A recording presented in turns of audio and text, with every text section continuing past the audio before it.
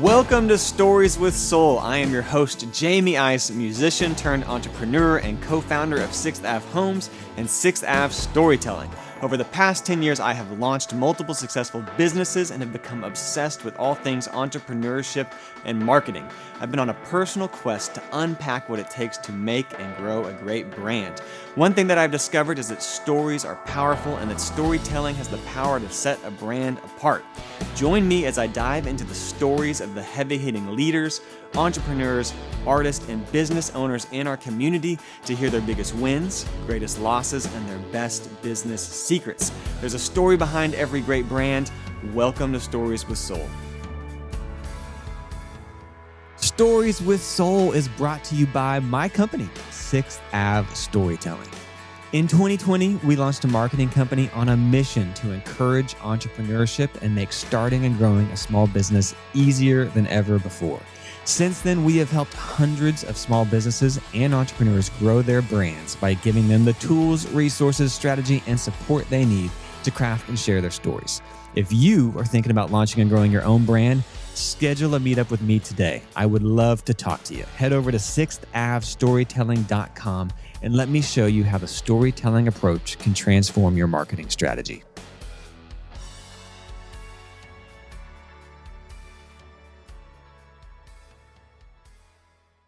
Welcome to today's episode. I am joined by my co-host today, Melissa Ice. Hello, everyone. My lovely wife / co-host. And today, in the hot seat, we have Bekah Pollock and her husband, Tyler, who originally was not going to be in the podcast. You came for support, but I said, come jump in. We're putting you on the mic. You got roped in.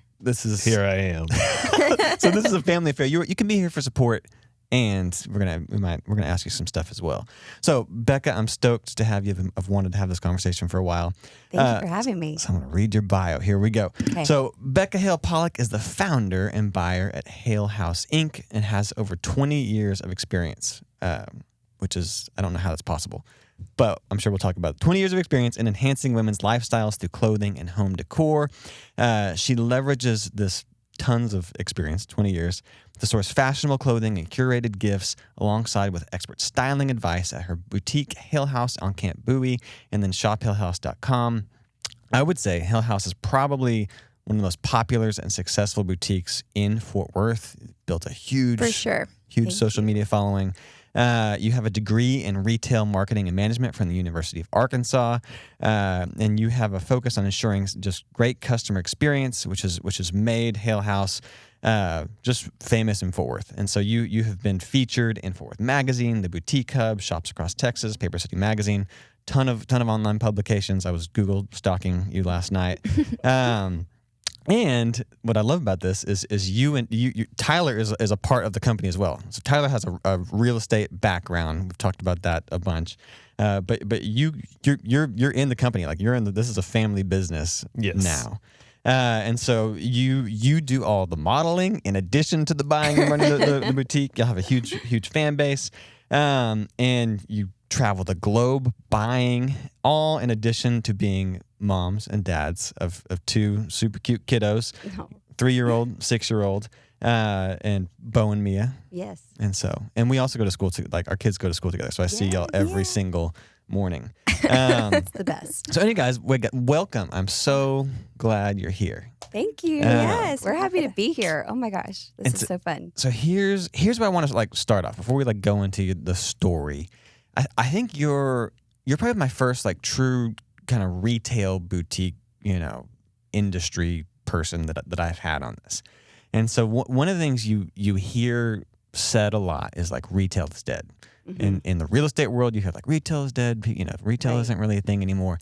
However, you have built this massive Fort Worth retail empire in the past several years. So one, my first question is how does that statement make you feel? Retail is dead, and then how the heck have you done this when naysayers are saying that? So when they say retail is dead, I would say the department store of retail is dead, in my opinion. Big box. Yes, except for Neiman's at Clear Fork. I mean, I think she keeps that place in business. Yeah. Exactly. I wasn't going to say it. So I feel that, I would say the department store of retail is dead. But the women, I feel like they love to shop and come. Fort Worth is such a bubble community that I feel like women love to come in and shop and play and buy gifts. And we always need an outfit. There's always an event in Fort Worth. Mm-hmm. And so retail itself, you're saying, is not. No. Women still want that, love that, need that. Oh, yeah. I mean, I think shopping keeps me alive. which is the core of the business. Exactly. Yes. Well, and I think too, it's the big box retail is such a come and consume, come to the thing that we've created. Like the idea is like, if we build, they will come. Mm-hmm. And I think what's unique about boutique retail and specifically someone like Bekah is that people go online because they feel like you're their personal shopper. Like I have this thing coming up and I can't think about it. And so Becca's going to tell me what to wear to it. And I think we're like moving in this more personalized direction where people the big shiny flashy thing isn't as attractive, but someone who's curating something for my carpool pickup outfit or the TCU game that's coming up and it feels personal. Yeah. Thank you. Well, I think it's about the experience too. We were in Chicago last weekend and we went to some of the big department stores there and they just felt tired and really gross. And yes, I mean, they had great products, but it just didn't look good. No. So I think what she's done such a good job of with the shop is making it feel welcoming and exciting. And these women come in and they see each other that they know from school and from around Fort Worth. Fort Worth's such a big, small town. Mm-hmm. It's more of an experience. Yeah, a community. Exactly. And so, retail has been your passion. Like you went to college for that. Yes. So take me back, like Bekah as a kid, like when did you like start, fall in love with this idea of fashion and clothing and accessories? And decide this is what I want to do. Because at some point, like in high school, I'm assuming you're like, I'm going to do this and I'm going to go to school for this. Yes, absolutely. I mean, what's that saying? It's like she gets it from her mom. Like that is me. Queenie loves to shop, and my mom, she also sewed for a little bit. She made matching jumpers for me as a little girl, and so we would really. So my dad was in the Marine Corps, and like our family joke is that his sister, my aunt, would say, well, y'all travel all around. You're going to all of these different places. Like, why aren't y'all doing museums and, sites and places like that? And we would go to malls, yeah, truly. Like, and that was the most exciting thing for us to do. It was like, I was like, oh, we'd go to Washington, D.C. I'd be like, we want to do all the, the historical things that you should. It would be like, where's the closest mall around here? And so. And was this you and your mom? Well, and my dad. Your dad? And my Does your brother. dad like to shop? Yeah, I mean, he actually does. He does? He's pretty fashionable. The Marine? I love that. Oh, yeah. That's kind of surprising. It really is. Yeah. I think he likes it maybe more than my mom. I don't know. Maybe they equally like it. I don't know. They're funny. Yeah. But no, I always say it's funny because when most girls are playing house or they're playing, kitchen or they're doing those things, like I was playing store. Like I was always selling things. Like I remember having a window, like in this room, like it was my parents' office, and there was this window, and I set up like a Blockbuster. Like, and I would make my friends like drive or ride their bikes outside the window, and I would be like a drive-through. So I would open up that window and I would sell them things, like it would be videos, or I don't know why Blockbuster came to mind, but I don't know. Rest in peace. Yeah, right. Exactly. So Yeah. you were like as a little kid, you were playing shop. I was always So as playing shop. long I was as you can always remember. selling something. And Yeah. were you accessorizing Oh, and dressing up and Changing clothes 13 times. Oh, yeah. That's That where is Mia me. gets it. Oh, for sure. I think Mia changed 3 times before school this morning. Yes. okay runs in the family? And Yeah. so you said I'm going to go to college for this. Like do you remember the moment where you're like I want to do this as a career? Like was the dream to always have your own thing, or was it to work in it? What was like the dream and vision? So This episode is sponsored by the Fort Worth Business Press. As a Fort Worth entrepreneur and small business owner, the Business Press is my favorite source for news and updates about the entrepreneurial community in and around Fort Worth. I read their email newsletter literally every day. It's always full of insights and stories that really matter. Are you ready to be more connected? Sign up for their free newsletter at fortworthbusinesspress.com. But if you're like me and the newsletter just isn't enough, you can become an insider. With the code STORYTELLING10, all one word, you'll get a discount on the insider membership. Insiders receive exclusive access to special content, 24 issues of the Business Press delivered to your door each year, and discounts on event registrations and more. Join me and the Fort Worth Business Press in staying up to date on the people, companies, and issues that matter most to Fort Worth.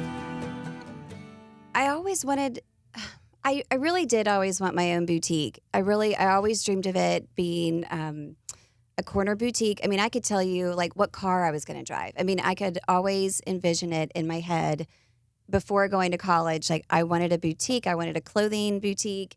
And so my dad, he was really adamant that I had a business degree because he was like, I would feel that a lot of people were very discouraging of starting a boutique. They would always say, well, you're never going to make any money doing that. Mm-hmm. And you're not going to, it's hard. It's not easy. And I didn't care. I'm such an optimist that I didn't care. It wasn't about the money. It was because I loved it and I was so passionate about it. Yeah. I worked at a boutique in Dallas called Cotton Island, and I lived in Arlington growing up. So, I mean, that's a good 40 to 45-minute drive. And I would do that every day in the summer in high school. I would drive to Cotton Island. So in high school, you were doing that? In high school. Wow. Yes. Yeah. And what can you articulate like what it is, like why you loved it so much and why you wanted to do it? Like what is it about that was enthralling, I think it was just the feeling that it's that emotional feeling that I would get when I would just find something new and really cute and just engaging. I loved the boutique aspect of working there. So I loved the people, like the relationships. Yes, the relationships. Yes, for sure. And that's what Cotton Island is so great at doing it's a corner store. Are y'all familiar with Cotton Island? It's right across from SMU. I was going to say, yeah. Yes. It's like a university. I feel like I am. They've been in business for 40 years. Yeah. I mean, it's just been there for forever. Yes, and it's just so charming, like the hardwood floors and the colors of the clothing and the smell of JD's Chippery next door. I mean, it was just all of those sensory, emotional things that just sucked me in, and I just loved it. Mm-hmm. And so, yeah. So from Arlington, so grew up here, and was there a vision of something different? Like, were you like, part of why I want to do this is because this type of thing does not exist in Arlington, Fort Worth, Dallas. Did you have like a vision of it kind of in your head? You just knew you wanted to be in that world? Yeah, I just knew I wanted to be in the world. I didn't really have a really clear, and that's pretty much my personality. It's like, I don't know what this is going to turn out to do or be like, but we're just going to go for it. Attack it and figure it out as we go. Yes. Build the parachute on the way down. Oh, yeah. No, I'm like, I just like throw, what do they say? Like you throw darts at the wall and just hope they stick, or paint at the wall. I don't know. That's me. Paint at the wall and chase. Hope it dries. And how long? Y'all been together for a long time, right? Or have known each other for a long time? Yes. We met in high school. Oh, you met in high school? Yeah, we did. And was she like in high school, like accessories and dressed up and? Oh yes, I caught his eye. I remember the first time I saw her. It was called the Upper Gym Lobby at Martin High School. So y'all both went to Martin. Yes, I was a senior. She was a freshman, and I passed her, and I was like, I have to know who that is. And we ended up meeting, and we dated a little bit. Of course, I was much older, as she loves to say. So much older. Her dad was not a big fan. At the time.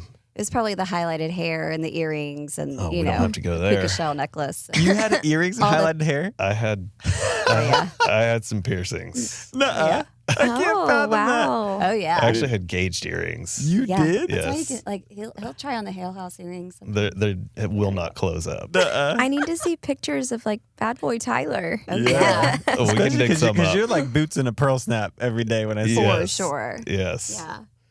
Yeah. But yeah, we kind of went our separate ways. College, I went to Stephen F. Austin. She went to Arkansas, and I was in the remodeling business after I graduated, and like the manual labor side of remodeling. And we pulled up to bid a job, and it was her parents' house from high school. And I was like, I don't know if I should go in for this one because I don't think I'm very welcome here. Of course We ended he was. up getting the job. A small remodel turned into the entire house, and she was in Chicago at the time, and we reconnected, and then she moved back shortly after that, and we've been together ever since. That's awesome. Yeah. And then Hale House at some point started taking off, growing, and you did real estate for quite a while. Yes. And you're like, I need to jump in. This business is like bigger than what, one person can run, like and successful enough to support the whole family. Like when did you jump in with it, Tyler? Day one. Oh, day Well, one. yeah, I've pretty much been a part of it. Tyler has since day been a one. part of it the entire ride. But like burning the ship since, quitting your day job, so to speak. That was When we opened the warehouse 21 or 22. 21, 22. a couple years ago. So let's go back. So you go to school and was it helpful? Like, so you studied Yeah. what? You studied Retail. Retail, yeah. Retail. So my dad was you have to have a business degree. That's crazy that retail marketing is a degree. Well, That's it was cool. more like, because I went to Arkansas, so it was Sam Walton College of Business. So everything was Walmart. That makes Yeah. sense. And so when it was, retail, I'm thinking clothing, right? Yeah. I'm thinking, okay, if I'm taking a buying class, it's going to be on, shoes, dresses, earrings. But no, this was like charcoal and dog food. Like supply chain. Oh, and- supply chain. I was like, oh. was like it they're good talking though? about- Was it helpful? I mean, yes, yeah. I mean, it definitely was. And I took an emphasis in apparel studies. So I did have a few buying classes on other things. But I really do feel like a business degree helped me make connections. And I took entrepreneurship classes and things like that. So, yeah, it was helpful for sure. Yeah, you say that kind of apprehensively. No, it was. As helpful as college can be compared Right. to actual real life hard Yeah. knocks of starting a business. Yes, yes. And then when you got out of that, you moved to Chicago. Moved straight to Chicago. Why Chicago? I fell in love with Chicago. My dad ran the Marine Corps Marathon in Chicago, and I just remember looking out the window and going, I'm going to live here one day. And so I made it happen. I was like, okay, whatever I have to do. And so my parents were like, well, that's great, honey, but you have to have a job to live there. And so I did an internship at Nordstrom, and that was 3 months. And that's also why I learned like big box retail was not for me. I'm used to that, boutique and really intimate feeling and selling. And the corporate retail was not for me because of really it was like the work-life balance of things, getting off at 9 p.m., showing up at 8 a.m. and just, it was hard. And so you were on the corporate side? I was on the corporate side, yes. Okay. And yes. what were you doing? Well, it was just a 3-month summer internship. But you're seeing nothing behind the fancy. scenes of corporate giant Yes. retail. It was actually a really cool internship. They really, I love Nordstrom, and I really do feel like I apply a lot of that to Hale House, that Nordstrom approach, the thank you notes, the above and beyond, the return policy, always assume, the customer is always right, those sorts of things, like always take care of the customer first. So I'm so grateful that I had that internship because it taught me a lot of things, what I wanted to do and what I didn't want to do. Mm-hmm. And they're up there, like as far as like Costco and Chick-fil-A, and just as far as their customer service, it's pretty phenomenal. It is. I just saw though, they just closed their flagship store in Seattle. Oh, that's So, sad. So I mean, retail is dead. But not circle. But not, But not Hale this. House. Not Hale Not House. Hale House, which is crushing it. And I think we met when you were living in Chicago, right? Yes. We Craziest story. I think Green River Ordinance was playing in Chicago, and I was flying back for something because I was by myself. Yeah. Like I was flying back, and anyways, I sat next to you on a plane. Yes. Like we were like in the back of the plane and started talking, and you're like, "I'm from Arlington." Yeah. And Yeah. that I was the last one on the plane because always late. Here I am. And I was flying non-rev because my dad at the time was a pilot. And so, yeah, I remember just sitting down and just being like, oh, you know, like when you finally make that flight that you thought you were going to miss. Mm-hmm. And then, yeah, That was probably 12 years ago, 10 years at ago, least. something like that. I You were in mean, Chicago. I mean, I was like still, I think I was only maybe like a year in. So, I mean, I bet it was like 2009, 2010. Yeah, that's Yeah. that's wild. And then I remember when the Airstream, you opened up and got the Airstream. I was like, oh, Yes. that's Yes. that's Bekah who I sat next to on the plane, and so following it's so along. wild. That's From- crazy. Life from is then. so crazy. Oh my gosh. So take us to the birth of Hale House, the idea, the name, like what was that process like? So, speaking of the Airstream, so when I was still living in Chicago, I told myself I had a 3-year plan in Chicago. I was like, I'm just going to be here at least 3 years and then I'll move home. And about 6 months before I moved back is when we reconnected. Mm. And so that was just even more, you know, ammo to come home. I was like, oh, yeah. So, let's see. So I moved back. Oh, but my dad bought an Airstream on eBay. And this was right when the food trucks and, you know, the traveling pop-up stores were starting to happen. And so, He bought it for you, or for himself? well, I mean, it was for me, but like also I think it was for himself because he thought they were really cool. Uh-huh. And so it's a 1955 Airstream bubble. So this thing is 13 feet long. Like it's teensy tiny. Mhm. And it's all in original condition. So it wasn't one that he would. So when I say it's for himself, it's because he didn't buy just like this piece of junk that you would just retrofit, you know, to put clothing in. It was like, Yeah. no. Like Tyler, sweet Tyler here, would load up his truck and the Airstream of junk that I would find that I thought were just really special treasures. And we would go and set up at the just Any parking lot that would take us. pretty much, yeah. All the title company parking lots, the realist, my mom would obviously Remax. help out, and we would. Because your sit- parents are in real estate, and so Yes. you were going to title companies. Oh, we yeah. were going to title Yeah. companies and doing Doing pop-up pop-up. shops, and we'd pack it all in there, and then we'd get there and set it all up and display it and Sell it. try to. Yeah. So, but at some point you were like, we need an Airstream. Like, where did that?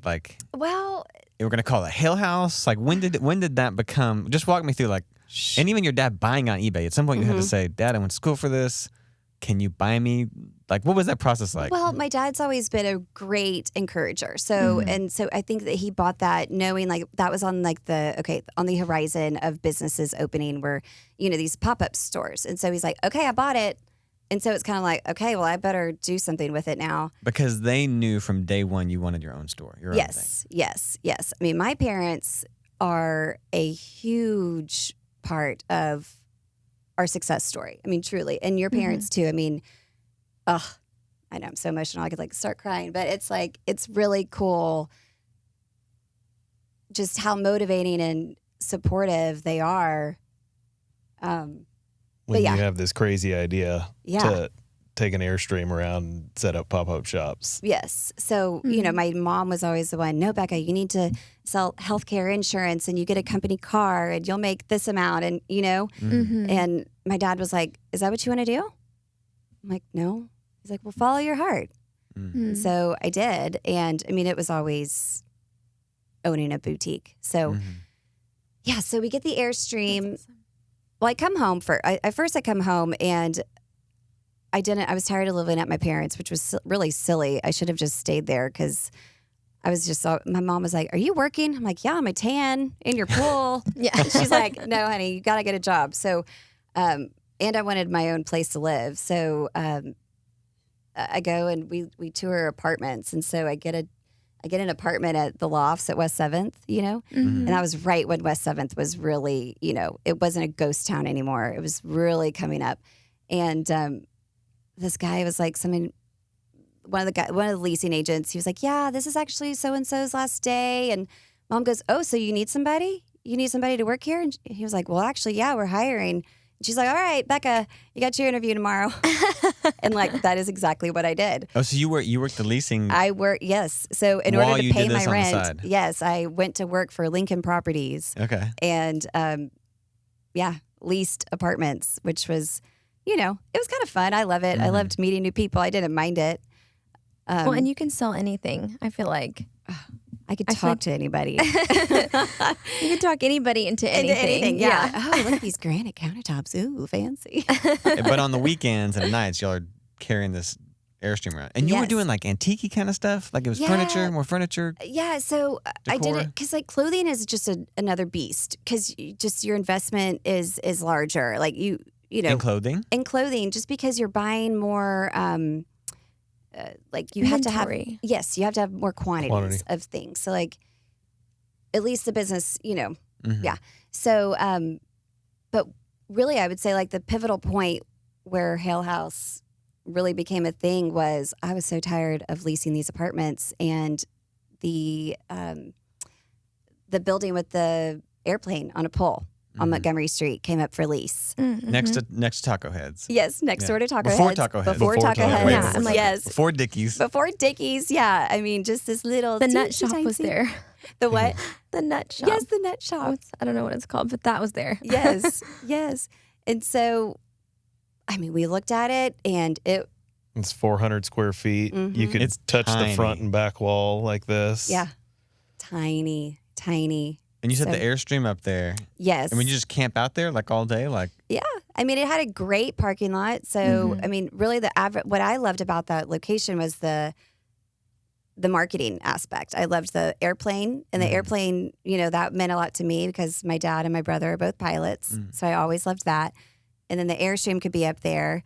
And, yeah, then I could put all my junky stuff in there. And so you were going to like garage sales and flea markets. Oh, yeah. I mean, I made Tyler pick up this nasty old chair once off the side of the road. I was like, babe, let's get it. We're going to turn it into something, you know? Were people buying the stuff? No. Oh. Well, actually, it was one of those like great ideas, but we never really fixed it up to sell it, So it just lives in our storage unit. You still have it? I think we finally got rid of it. Yeah. Tyler, probably. Yeah. Yeah. But I did. I started out in vintage things. So I've always loved antiquing, garage sales, estate sales, as my papa would call them. And so Round Top is like a really special place for Tyler and me. And so I really just started out like that. And then home and gift, because I felt like home and gift, like a candle is going to fit everybody. A pair of earrings, like that's very...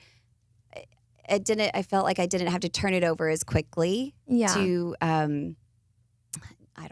to make a business. And then I just remember sitting around with all my girlfriends at a happy hour one time. And I was like, man, I just really wish I could be more like Cotton Island, this boutique where it started it all. Because what you're known for is fashion and clothes now. Yes. So it's great. Like I vaguely remember the antiques and stuff, but in my mind you're like the style icon of Fort Worth. Oh, you're too kind. So at some point you said, I want to pivot.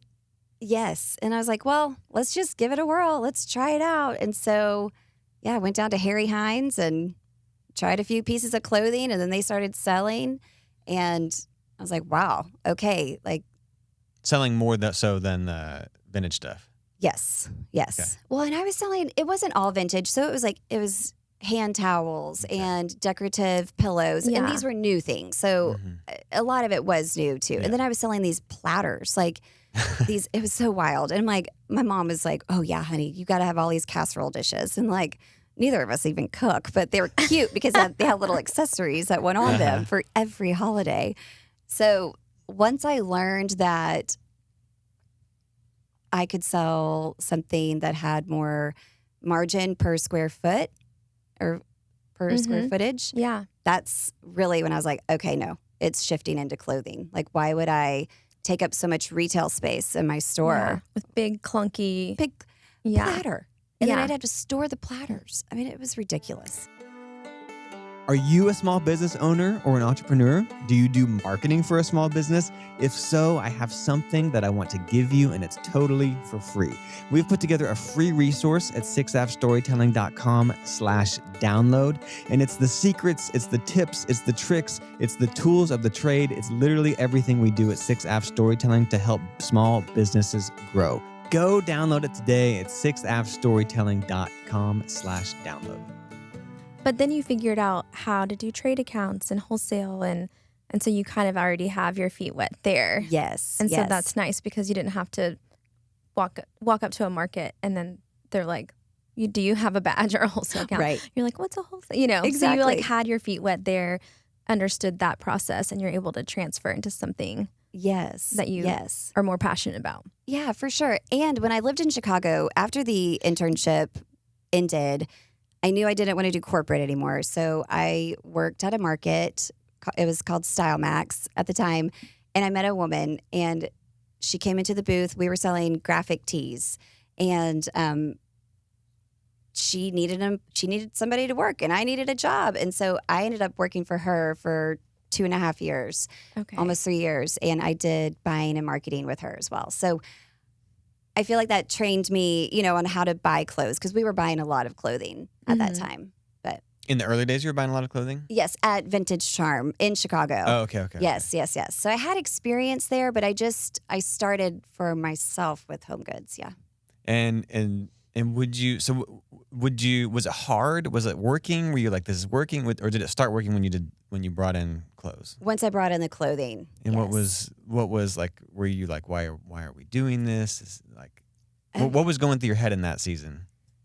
When we brought in the clothing? No, Before we brought in the clothing? Yeah. Oh man, I mean, there were long days of sitting on a cold, hard stool, Yep. and I would bring her lunch every day. Every I was day. working at Montgomery Plaza at the time, selling condos, and so I would take my lunch break, pick up lunch, take it to her, and go back. But I mean, there were days when nobody would come in. No. Mm-hmm. Yeah.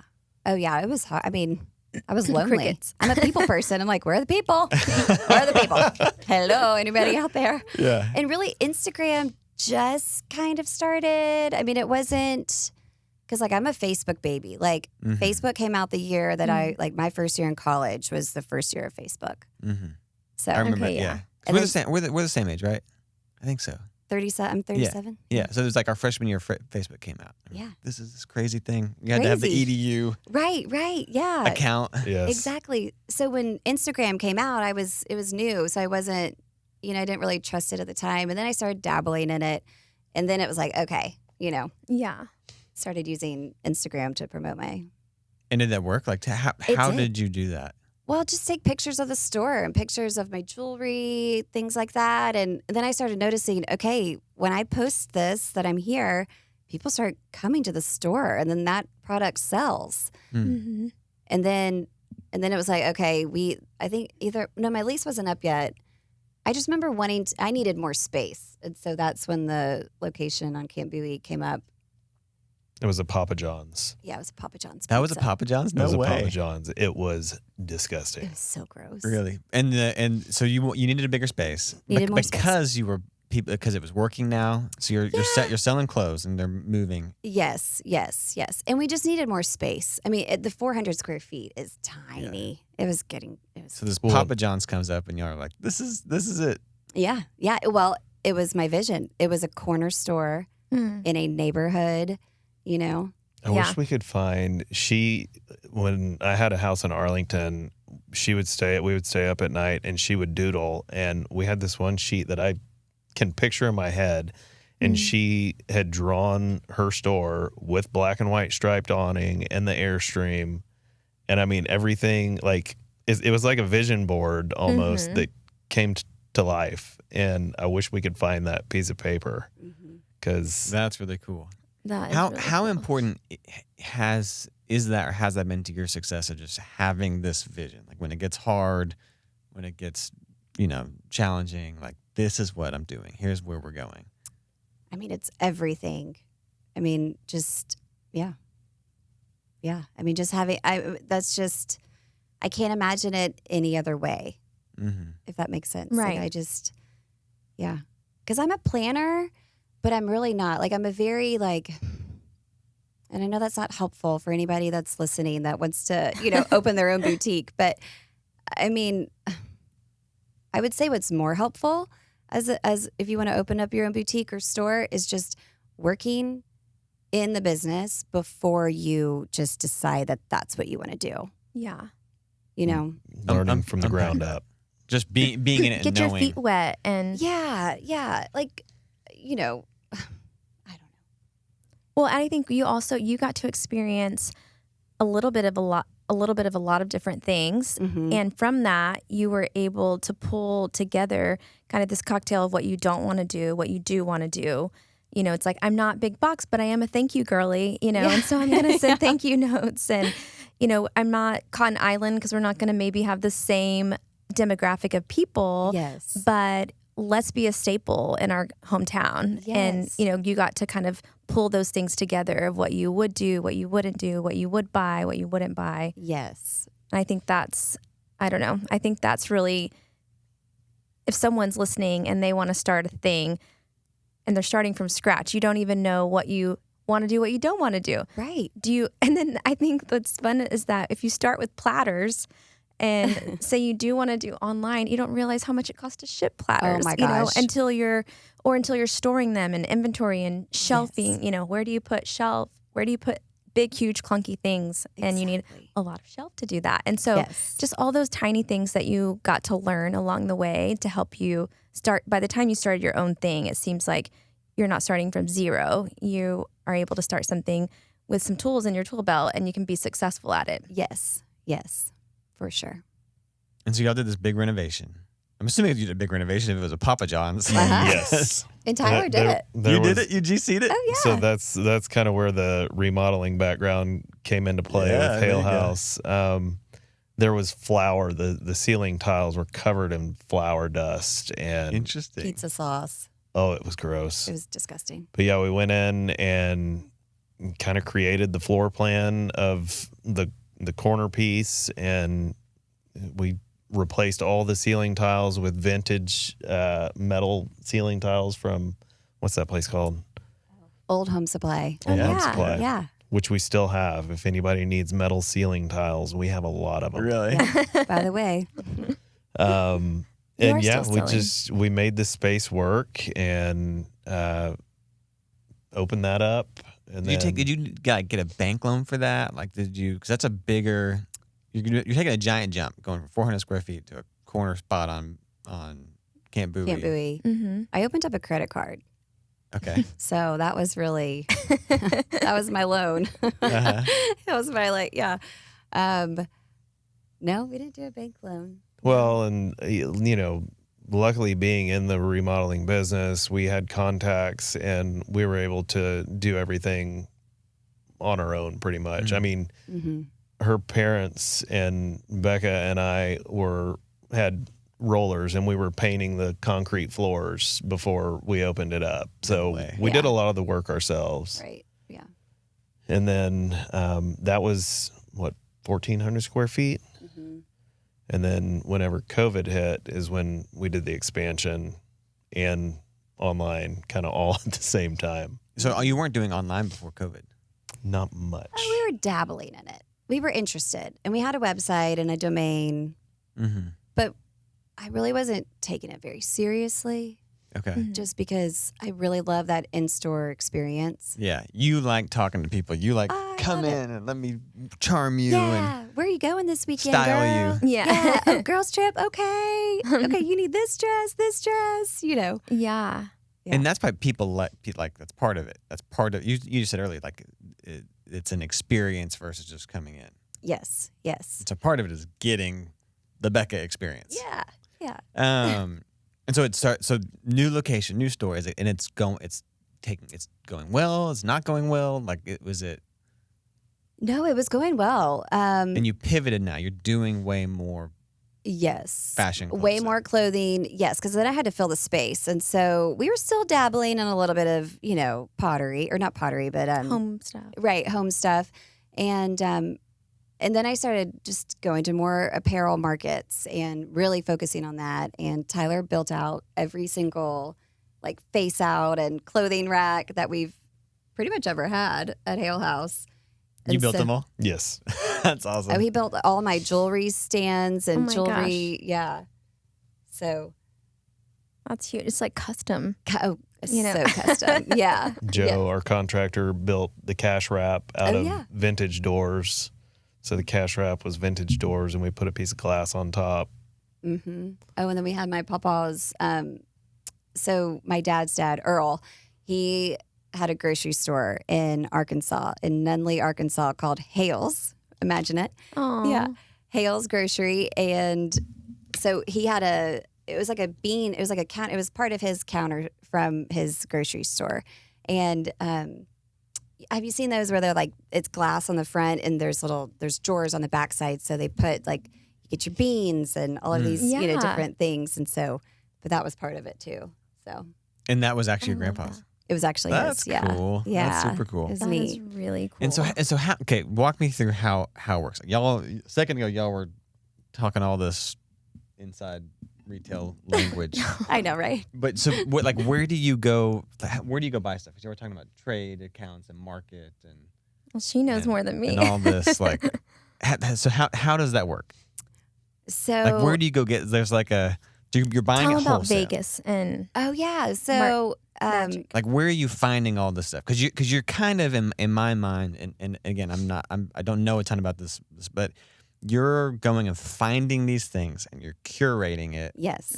and bringing it back here. Yes. So how are you? Because Where you're am not I going? You're not making it, right? I'm not. No. You're not making. she's stuff. buying it. No. Yes. You're buying like the it all. finder, curator. And you're the buyer. Yes. Okay. Yes. Yes. I love buying and finding those crazy things. And so I'm going to, my first market I ever went to was for Hale House was New York Home and Gift. I did New York Home and Gift. I love that show. It's a really good show. Chicago, Style Max. I do a lot in Dallas. Dallas is like a really great market. It's really getting better. Atlanta, Vegas. Love Vegas. So you're traveling to all these places Yes. to source stuff. To source it. It's Because not they have just. shows. It's not like here's a website. No. They do now. They have a Yeah. they have a website. You can just, for apparel and certain things. And then It's like LA. your Round Top days. It's like you're Yeah. going to the field at Round Top and you're digging until you find, which is why I was asking her if she had a buyer or if she's the buyer, because that's a laborious, intensive job. But Yes. obviously you want the person doing it to be visionary and be creative and all of that. But sometimes when people have boutiques, they would hire someone to do the buying because that's a big piece of the job. Right. And it's digging and finding the right pieces and all of that. And that's not even like the business side of sizing and how many of each size you get. But I just think that's Yes. really cool because it's like Hale House still has you as the heartbeat of it. If you're the one buying, Yes. Well, I love it because I want to be passionate about what I'm selling. So if I bring it home and then I have to basically convince all of these women that they need this top, they have to have those shoes, they have to have this accessory because it makes them feel great and look great. And, so I love to be passionate about that. And then once we started growing, I started bringing in, not other buyers, but I started bringing in employees. And I really thought that was so important because then she felt this ownership over it. Whenever those items would come in, she'd be like, oh my gosh, I picked this shirt out, So then she was able to go to the floor and have that connection with the customer and, hey, did you see this top? It's so cute. Look at this. You can wear it this way and with these jeans or shorts or whatever. Yeah. And so, but I always do now. I always take a buyer with me because one, I just can't remember it all. And how are you having to order a lot of pieces? I'm assuming there's like minimums. So the side of retail, so I'm in fast fashion. So I buy differently than some boutiques if they're higher end. So for fast fashion, basically everything comes in 6 pieces. So it's 2 smalls, 2 mediums, and 2 larges. And that's why it was so scary for me starting out, because I'm like, oh my gosh, am I going to find 6 women that like this exact same top? And are they going to be, 2 of them, are they going to be a size small? Are they going to be a medium? And are they going to be a large? Mm-hmm. And when I was on Montgomery Street, the answer was probably not, because 1, I didn't have any traffic coming to me, you know. But once I got bigger, then it was easy, you know, or once we moved to Camp Bowie, it became easier. Because there's just more foot traffic? More foot traffic and more I was more visible. Like people could, you know, they knew I was right across from Kincaid's, right across from Kites Cleaners. You know, I was on the bricks, which I think is important. And how, so you, let's say you go to Atlanta, you go to New York, you're like, I'm going to buy this, and there's all these different vendors. And then did they ship it back to your place? Yes. Does that happen quick? Does that happen? So it just depends. For me in fast fashion, yes, most of their things are immediate. So they'll be there in 6 weeks. Some of it will beat me home. Just kind of depends. Like if I go to a gift market in January, I'm buying for Christmas in January. So like, but then it'll ship to me in July. Okay. So it just kind of depends on yeah. what market I'm going to. And it's a part of your so one, you're good at this, because a lot of people like open boutiques and they fail, or like they don't have good taste. Right. And so I think part of your success is, 1, you have really good taste, and then 2, like people want your taste, and then you're kind of your own customer, right? Yes. Like you're buying for you. Yes. Essentially. Mm-hmm. So you're like She's the avatar of her business. Yes. yeah, you're like the Blake Lively. I don't know if that's right, but like people want to dress and look like you. Is that That's so sweet. good- I would love to look she's like great. Blake like a Lively. fashion, Yeah. an aspirational Yeah.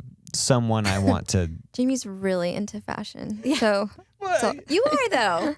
You are. Yeah, I like. I mean, it's like I wear. I'm not wearing a tape. I wear white T-shirts almost every day because I saw Tom Cruise in Top Gun, and he had T-shirts and jeans. I'm like, I want to be Tom Cruise. So you're gonna dress like him. Yeah, That's right. So, I love it. but you are that, like, so you're kind of shopping for yourself Yes. in many ways. Like you're your own customer, kind of. Yes. So I would say I am my target customer. You know, middle 30s. I've already said my age, but you know, mid 30s, mom. You know, may have kids or may not. She works from home or she has a 9 to 5. You know, she loves to celebrate her friends. She, you know, wants to look young but feel good about herself, and you know, still be cute and look cool, be cool. You know, so I try to problem solve. Like when I'm buying for people, I'm like, I want them to feel great. Yeah.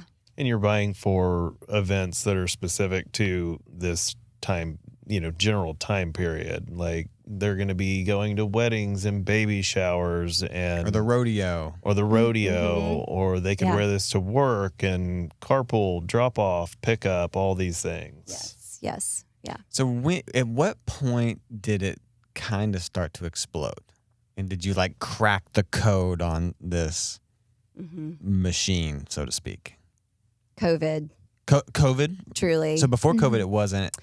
I mean, it was. I mean, COVID was a blessing in disguise. It kind of forced the focus on e-commerce, and Because you weren't doing that before. not much. Well, she said she was, but it was probably not just not a ton. Yeah. I didn't have a need. I didn't really have a need to. Like the store was, you know, thankfully doing so well that I didn't have the brain space for it. So I wasn't, you know, I was so focused on the store, and you know, I was doing the displays. I was doing the, you know, the buying, the merchandising, all of those things. And we had Bo, and I was pregnant, and so I really just didn't have the capacity to do it. And you had made a great boutique experience. Yes, and that was my goal. That's all I really truly wanted. I mean, that's all, you know, was just the store. And then when COVID happened, I mean, we didn't have an option. You know, I was like, Because you had to pivot. I had to pivot. Were you freaking out? Was it like the stuff go really slow? We're like, Well, I and now- just had a baby. And both of y'all's income is now Well, There's no. I was still doing real You still estate. do some real estate, yeah. okay. So Tyler was still doing the real estate more full time, and we had just had a baby.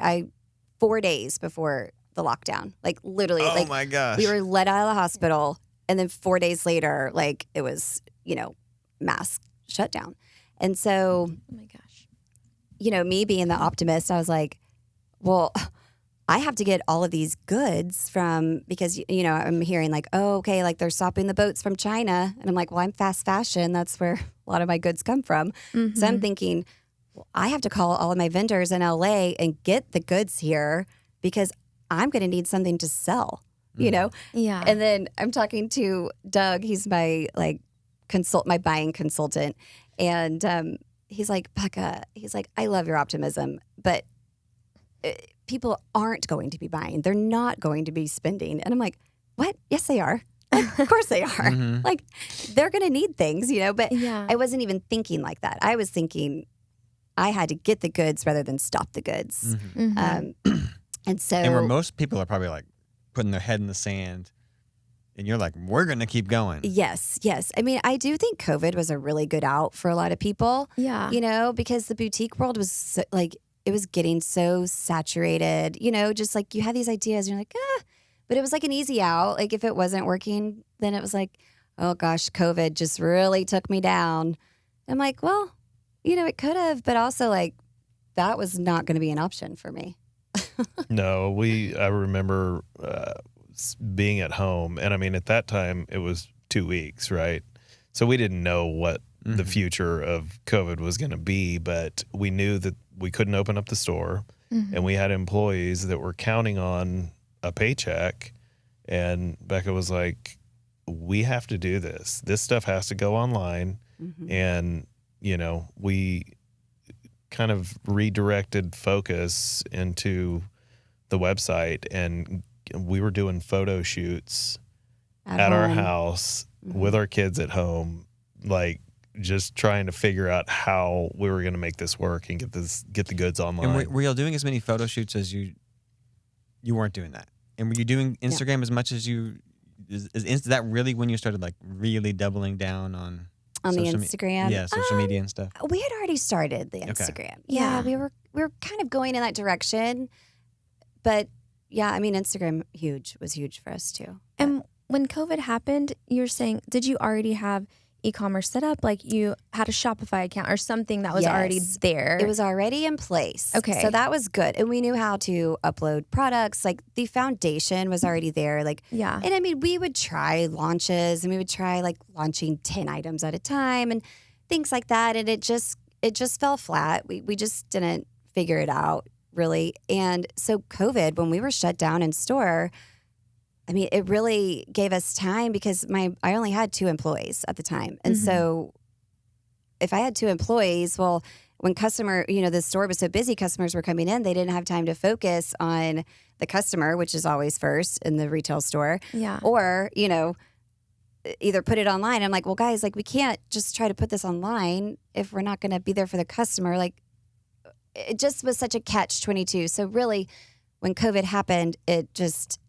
allowed us to focus on the online. Mhm. And then once that started taking The off, online customer, because they're a customer too. Yes. Yeah. But it's hard to do it Yeah. all at once. so it was really kind of cool because then what we started doing was the in-store pickup. And so when we were selling, so a lot of our first customers online are local girls or Mhm. local women. And so they would come and pick it up in the store. And so now, a few years later, a lot of our business still comes from local pickups. And so it's also a great tool to drive them into the store. Mm-hmm. And what did you do that worked so well? For the online, Yeah, for the online business scaling and growing. Like what did you? Because I in my mind I have this like I'm gonna try to articulate it here a little bit. I want to hear what you say first. Like what did you do that went so well? I mean, truly, I think I started getting in front of the camera more, and I Mhm. started modeling it and putting it on, and doing launches. Launches were huge for us, like having a curated selection that launched every week. So every single week, every Thursday you're at 8 doing p.m. a launch, Yeah. which is like, here's a limited amount of clothes. Yes. A new line. Is it a line? What's the Collection. a collection? Yeah. So this week, here's our new outfits, things you could buy, Yes. curated by me. Yes. And it's limited, right? There's only 6 of each. Is that? Well, we're at a different place now, and that's just been a real journey.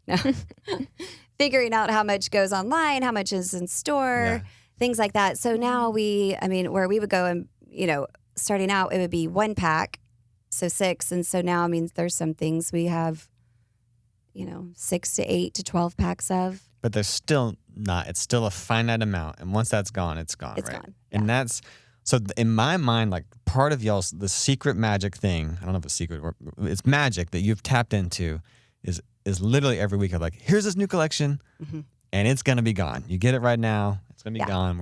It's not a ton. It's not overwhelming. It's just this specially curated, and then it's like this. It keeps people coming back too. Yes. And then there's a rush.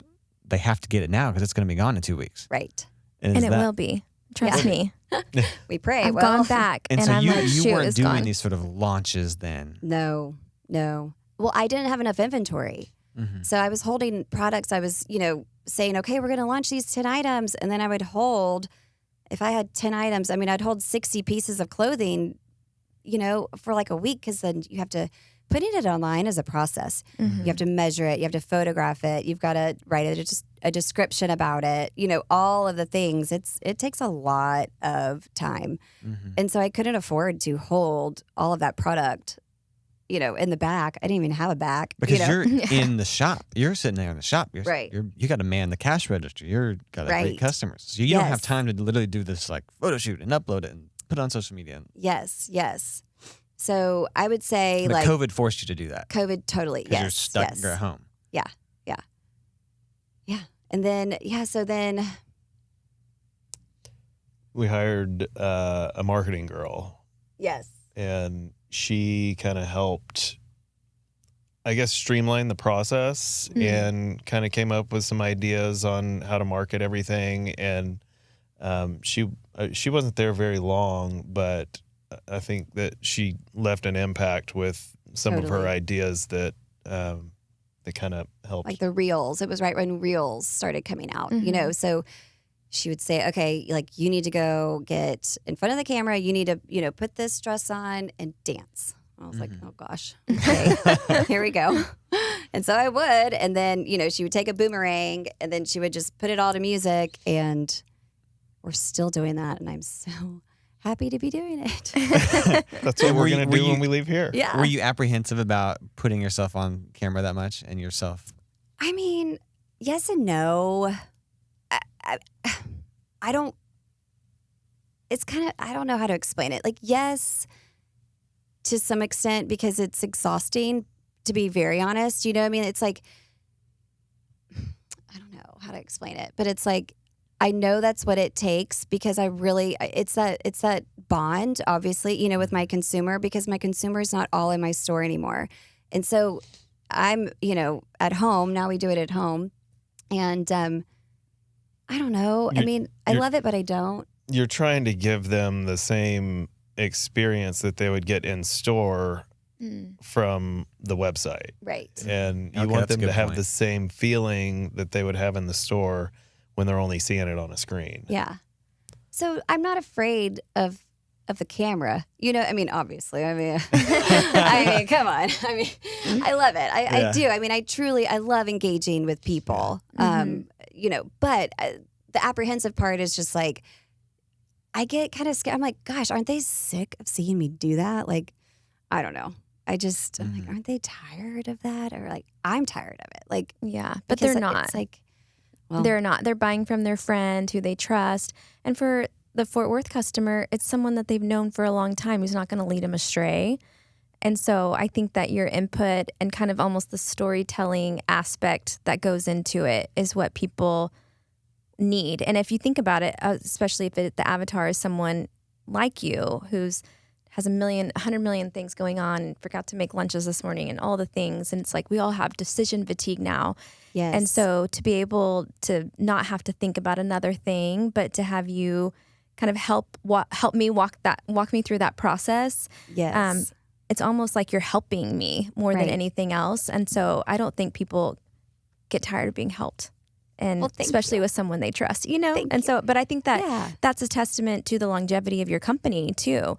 As we were just talking about, people did fold during COVID, and they're not here. They're not on this podcast. And I would say I love it. Like, so at 6 Avenue Storytelling, we help entrepreneurs and small business market and tell their story and all of that. And I'm I'm a big believer in two principles. One, a business with a face has soul, and faces, people trust people. People buy from people.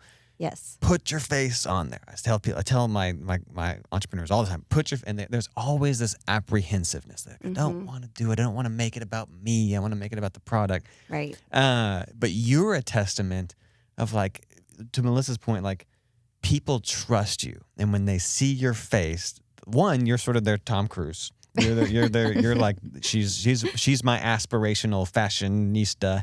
And then two, they trust you. They know you. And you're like, if you go to your website, like, I think it's incredible. Your face is everywhere on your website, and it's it's everywhere on your Instagram. Yeah. And so you have, like, there's sort of this magic combination of, like, I'm putting myself out there. I'm going to be my own customer. I'm going to show people, here's how good it looks. And it's going to be limited, and it's going to be special, and it's going to be curated, and it's going to be gone. And you better be checking it. When do y'all launch? It's Wednesdays? Thursdays at 8. Thursday. Thursdays at 8, Thursdays at 8 p.m. Central. And people, there's this sort of, like, it's almost like this, it's like lotto tickets. You kind of have to, you got to check it every. Right. And so you've created this kind of magic formula. Monster. No. Formula monster. And so, which happened on COVID kind of by accident. Sure. And Instagram, I mean, and Hale House has 86,000 followers on Instagram now, and another 11,000 on Facebook. So we're talking like 100,000 people are following to say, what's she gonna post next? And it's you're putting yourself, like, I would like, you're my example of, like, just trust me, please put yourself out there, and do that. Like, and now you probably you have 100,000 people who know your face. You don't know 100,000 people. No. But they know who you are, and they trust you for their fashion advice. Mm-hmm. So I think it's incredible. So you kind of you sort of stumbled on this formula. Yes. Sure. So when were you like, oh my gosh, this is, people just bought all our stuff online? Like, what was that like? I mean, it's overwhelming. It's a wonderful, overwhelming blessing, truly. I feel like as it has grown, we have just tried to figure out how to keep up and what's next. Sustain it. And, we kind of went in or focused on e-commerce in 2020. We also expanded the store in 2020. The space next to us became available. And because someone went out of business. Right. Mm-hmm. Which is the reality of a lot of businesses. We took that on, and we remodeled that entire side and so we could keep the store open. We figured out how we could remodel that side, and then when we were finished, cut the hole in the wall in between and combine the two. Mm-hmm. We never closed the store. No. Even during the remodel, you didn't close it? No. It's like a single day? I don't think so. So you're like smashing a wall at night or something? Mm-hmm. All the drilling. We had everything done, and we built a temporary wall so that we could cut the hole and finish out the hole in between, and then we took the temporary wall down.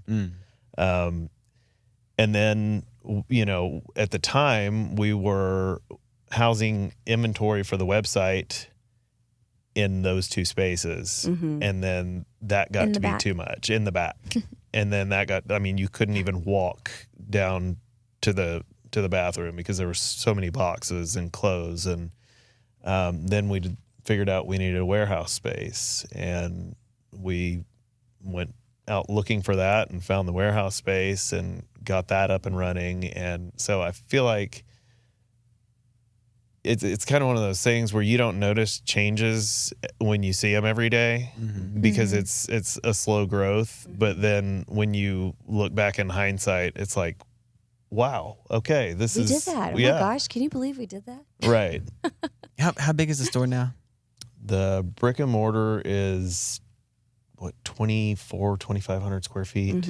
Yeah. So in COVID, when like a third of small businesses shut down, y'all doubled Expanded. your space, doubled our launched this space. online thing, and then took off, which is incredible.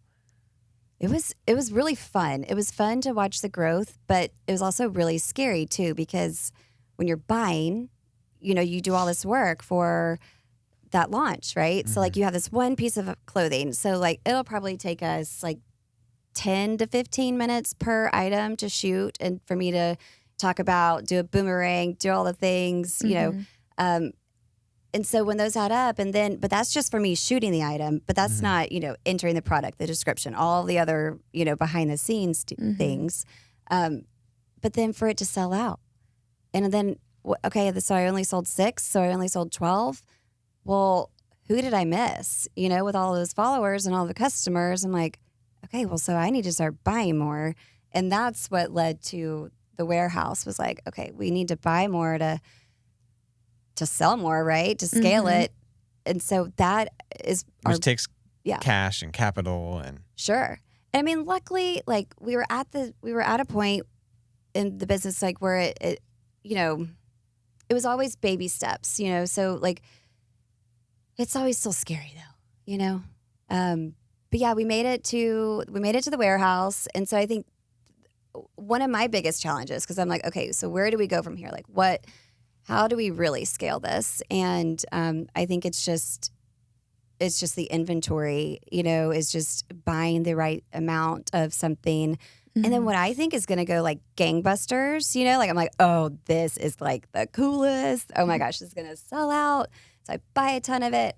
And then it's like falls so flat. Oh, really? That happens? Oh, yeah. Oh, I mean, not a lot, but I mean, more than I'd like it to. You're pretty good at picking the winners. Yeah. But occasionally it doesn't resonate. Oh, yeah. Oh, no. Yeah, it does. I mean, because I've got a little funky taste sometimes. I'm like, oh, yeah, this is so cool. But I love I love novelty items. So, like I'm traditional, but I like the weird, like Santa Claus outfits and, like sweaters and, like, I mean, I was born for like those. There's like a skeleton. I was looking at your website last night. There's like a skeleton sequins. Oh, yeah. Sweater. Which may have not been my website because. Oh, yeah. Yeah. That's, somebody stole our video.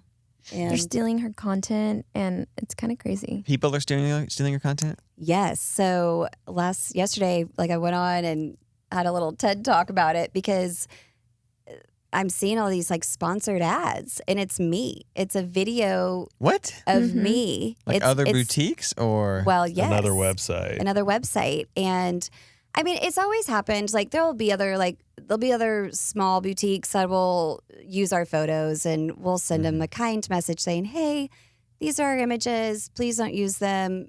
As a small business owner to another, I hope you understand that you will remove these, Yeah. And they are always so kind, and they typically do it immediately.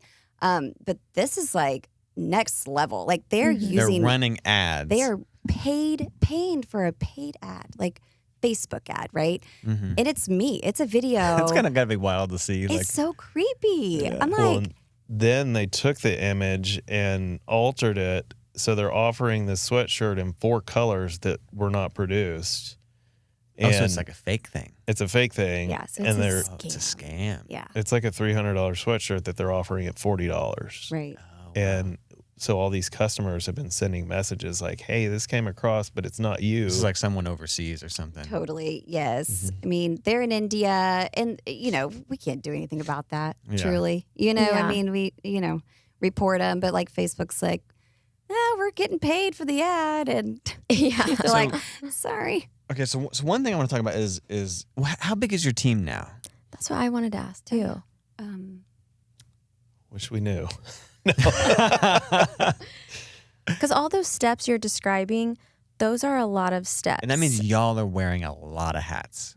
Yes. Because what people don't understand, I'm sure now you have a team. I'm sure you've delegated some of Yes. We probably have 50. I mean, we have a lot of part-time help too, just to man the floor. So at any given time, I like would retail say, associates and all in. yes. marketing. So probably 15 to 20. Okay. Yeah. But it's like you are having to buy, do inventory, Yes. take photos, Mm-hmm. model the photos because you're the photographer and the model, Mm-hmm. do your social media, Mm-hmm. stock the store, style the store, still be in the store and greet customers because they want to talk to you and get your Right, advice. And right. And you're doing accounting, you're doing Mm-hmm. bookkeeping, like you're doing all these hats, right? Right. What is that? What is that like, and what have you since been able to like delegate? How did you? Because I'm sure like that kind of growth that quickly. I'm assuming there's also some periods of like I am so burnt out, I don't have time. Because a yes to one thing, a yes to this new social media is working now. These launch days are working. Is a Right. no to something else. Absolutely. How'd you juggle all that? We don't. Controlled chaos. I mean, with between all of that and kids and family and all the things, it's a lot. But we have I a mean, really great team, though. we do. Truly. I mean, so we have 50 to 20 employees, but I would say like the core, our full-time employees, that's what keeps us going, all They're those amazing. things. So yeah, like being able to delegate, entering the invoices, unpacking the garments, steaming them, counting them, yada, yada, following up with the buying orders. Those things are all delegated at this point. Mm-hmm. Yeah. So packages come in and someone is inventorying and Yes. organizing. It's did- Tyler's aunt, My actually. aunt. Nuh-uh. Oh wow. Yeah. This is a family Well, affair. I was going to ask Totally. if you used a 3PL or if you do all your fulfillment in house. Yes, But it's y'all do- all, you it's do all your own in-house. fulfillment. In-house. Mhm. Yeah. How many packages are you shipping a week? A week? Yeah, I don't or even a know. month. Probably around 300. A week. How does that even Somewhere work? I would say 250 to 300. Yeah. Packages that you're labeling. And Over 1,000. do you show up at the post office with that? Like, how does that work? They No, pick they come up. to you. They come to you. Yeah. Sorry, I don't know these things. We used to, Uh-huh. Oh, yeah. We used to Yeah. take them every day. Yeah. Well, but no, they. To Jamie's point too, like as far as adding, because you're, obviously you have an amazing team who's able to do some of those things. But was there at any point sort of sometimes team members get added because there's healthy forecasting and like, hey, when this comes down the pipe, let's be ready for it. Let's go ahead and train someone now before it gets there. And then there's other people where you're like a chicken running around with your head cut off, and we're like, we have to find somebody to do this. I cannot keep doing this. Did you ever have that kind of fork in the road moment? Every day. When we opened the warehouse, I would say that we overhired. We hired a full-time customer service representative and a full-time shipping person, and I don't think there was enough work at the warehouse to have both of those positions, which we no longer have both of them, and we've all kind of stepped in to fill in the void in the meantime. And now we can't find any of them. And now we can't find anybody. It's either really? like it rains or, it's like, yeah. Yeah, I think we've hired somebody Yeah. for shipping, but we've all just kind of pitched in and made it work in the meantime. Oh, y'all are all doing the shipping. Oh my gosh, the 300. I don't. Do you, Yeah. as a I do. couple, do you have clear, defined roles and separation? Like Tyler, you do this, I do this. We stay in our lanes. We don't cross the lanes.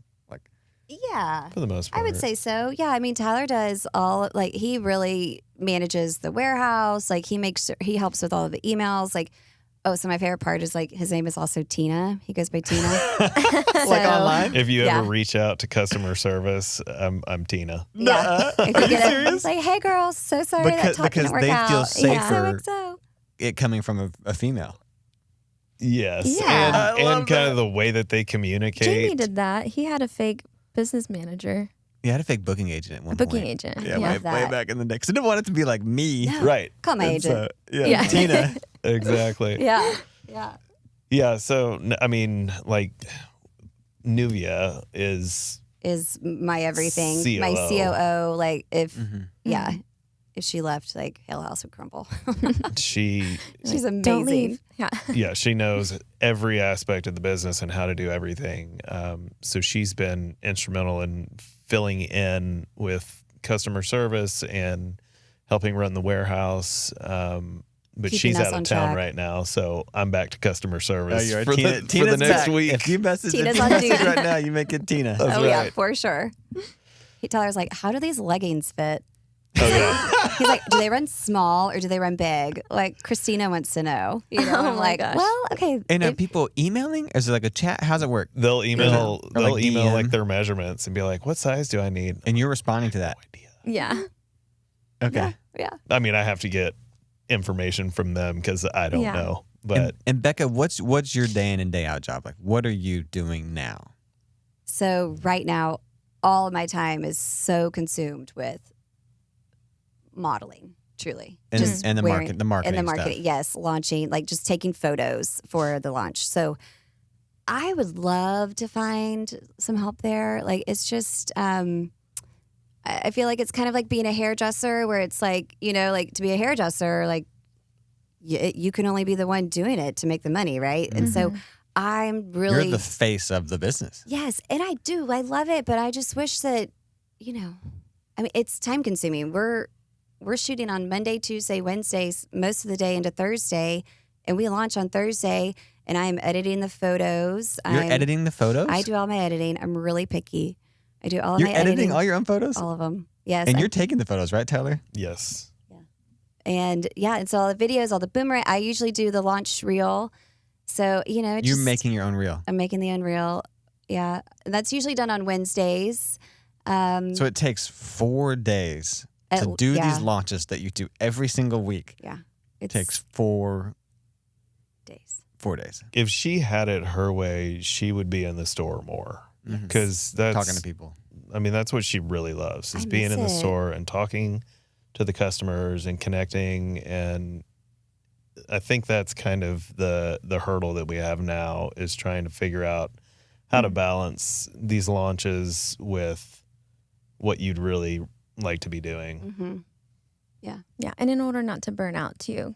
Right. Because then if you're spending, you know, there's Jamie always says there's some things at my place of work. He's like, there's some things that only you can do, and then there's some things that anybody can do. Mm-hmm. But how do you narrow it down to the things that only where you're doing more of the things that only you can do, and not the things that anybody could do? Right. And I feel like but that tension is so hard.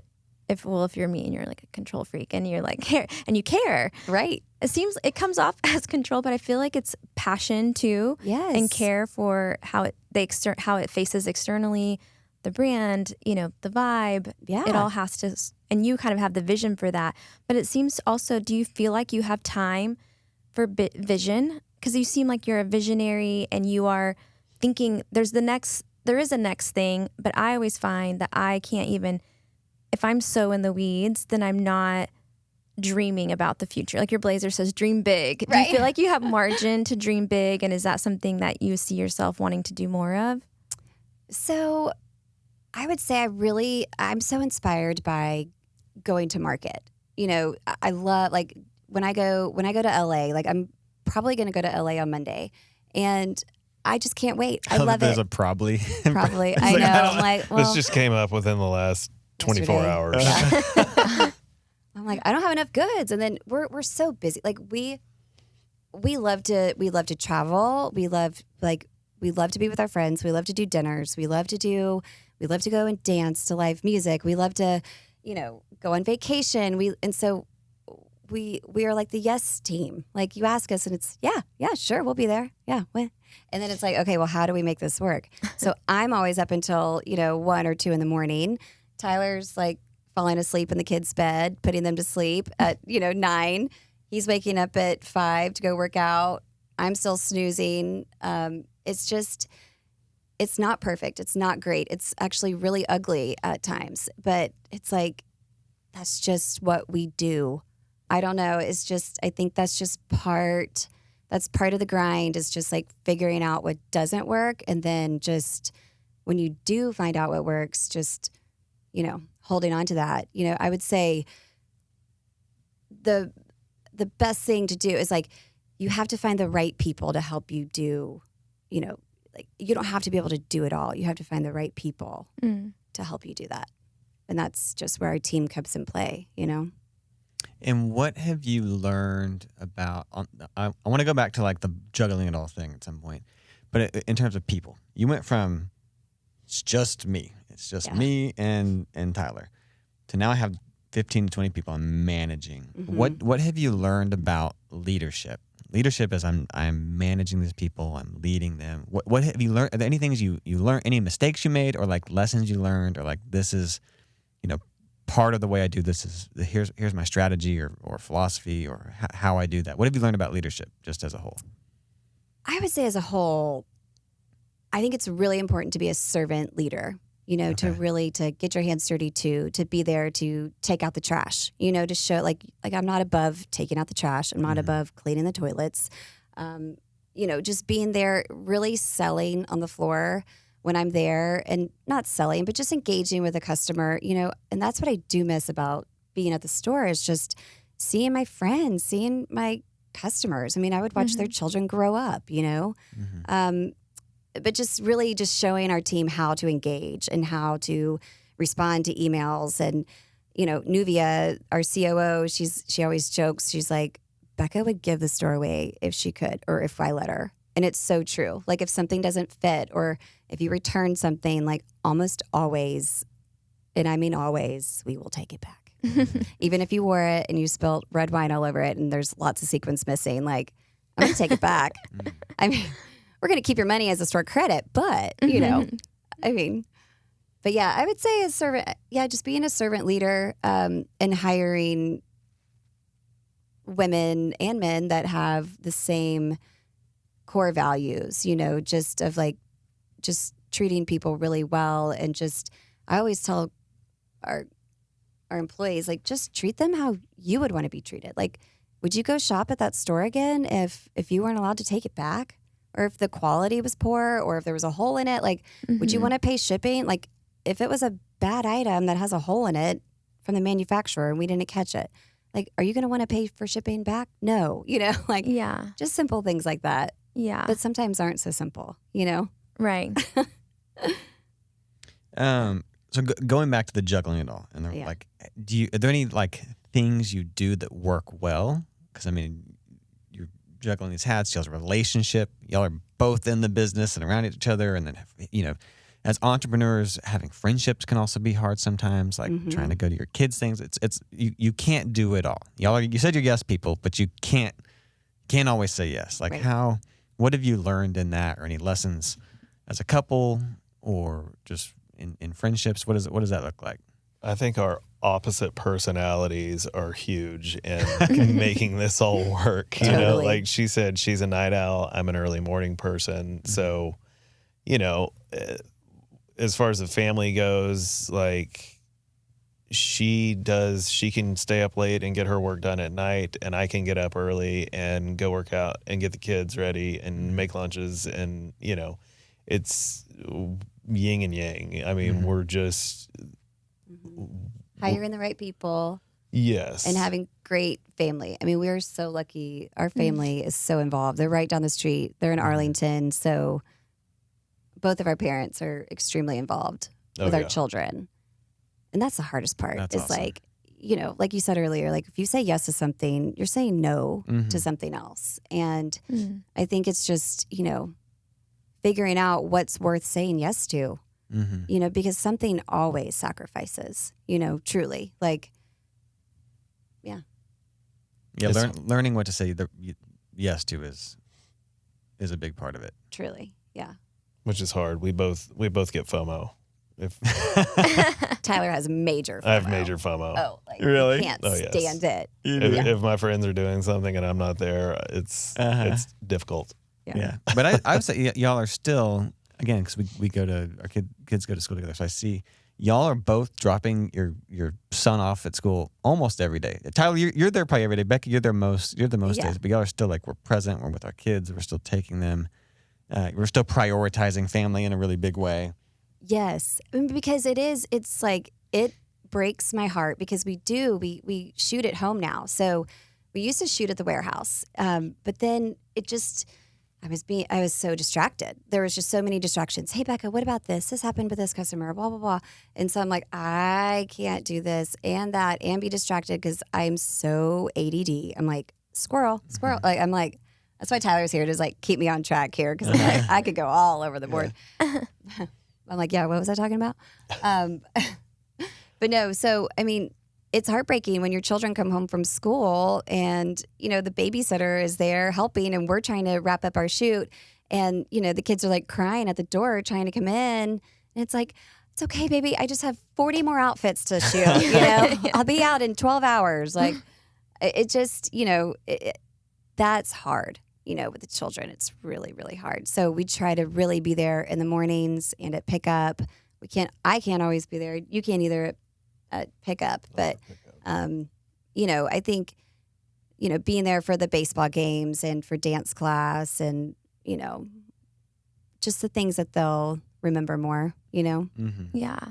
I think that's so, or maybe like a misnomer is that if you have any kind of help, that it's like mutually exclusive to being a good, faithful, present parent. And yes, I just don't think that's the case, or at least across the world. I'm like, people work, in fields, like women work all day long and people Sure. work. And so, I think it's neat that you can prioritize your family, like Jamie was saying, and then also get help from grandparents and sitters and house cleaners and to normalize that. And that's not a bad thing or a negative thing. And I think only like in our context is a family or a parent or even more so a mom supposed to do every single thing. Right. And be successful and Right. look good. Right. Exactly. Yeah. But it's good. I mean, it's showing our kids hard work, like Bo will be like, well, Daddy, why don't you do this? Or, Mommy, why can't you be here for that? And it's like, honey, like we have to do this so we can pay for your baseball, so we can pay for these things, so we can, like this is what Mommy and Daddy do, And so it's just, And you're shooting everything in your bathroom, right? Well, we moved from the bathroom We've now to the pool upgraded. room. You've upgraded to the Yeah, pool we room? upgraded to the pool room.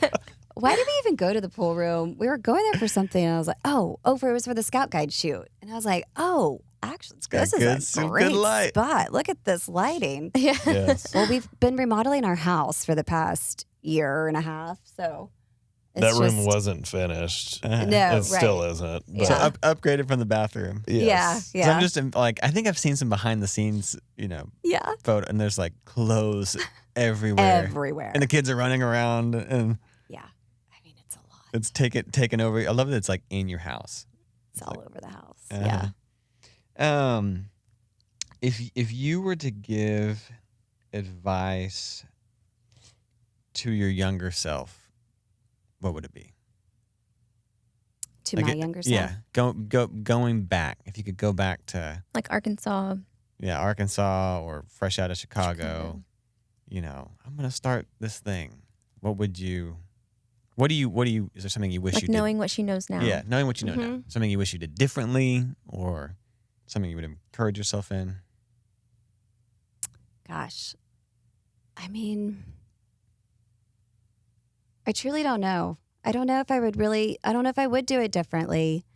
I think part of it was taking the baby steps, the Airstream to the 400 square feet, to the corner store, to expanding to the warehouse, to, it was all those baby steps that brought us here. But, I mean, back in Chicago, back in college, I probably would have been a little bit more responsible. I love to party. I mean, that's definitely like a downfall. But yeah, I don't know. I mean, I'm really grateful for every step, and I don't know. I don't know if that's a good thing or a bad thing, but Yeah. I don't know. I would say maybe just slow down a little bit. and really be more present. Mm-hmm. And I notice that more with the children, looking at them and just looking back at pictures and them, being babies, like, and then now I'm like, oh my gosh, like, Mia's 3.5 and she was born right before this really took off. So yeah. That's good. Slow down. That's an appreciation too for the journey. I think is good and slow down. So what about advice for someone? So you're kind of everybody's aspirational fashion icon, but you're also probably a lot of women's entrepreneur aspirate, like for people that want to get into the fashion boutique retail world. Yeah. What advice would you give there? I would say work in the industry. Okay, get some experience first. Yes, get some experience under your belt. What else would you say? I would say, definitely have experience. Do your, I don't know, put in your, what does your mom always say? Your dues. Pay your dues. Pay your dues. Like pay your dues and show up and be there when you say you're going to be there. I will say, like, at Hale House, when we had the 400 square feet, like, we were very, it's like, we're open from 10 to 5. And I'd show up at, like, 10:45. And then we would close at, like, 4:30. And then I'd have, like, a really great customer come by. And one time she told me, she's like, Bekah, if you're not going to be there at 10, you need to change your hours to 10:30. And if you're not, and so I was like, oh my gosh, So when I see other businesses like, we're closing early today for blah, blah, blah, I'm like, nope, you can't do that. You got to be consistent, Yeah. But.